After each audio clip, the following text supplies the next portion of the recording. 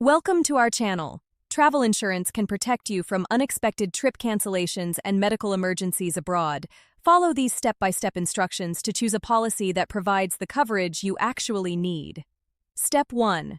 Determine what type of coverage you need based on your trip. Consider trip cancellation, medical coverage, evacuation, baggage protection, and travel delay coverage. Step 2. Buy travel insurance soon after making your initial trip deposit to maximize coverage, especially for trip cancellation.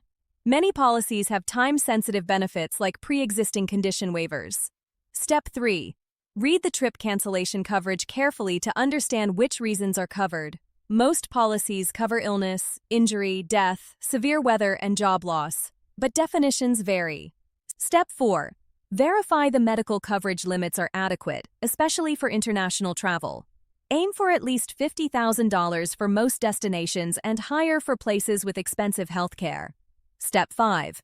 Check if your destination requires emergency medical evacuation coverage. This benefit can cost tens of thousands of dollars without insurance and is crucial for remote locations.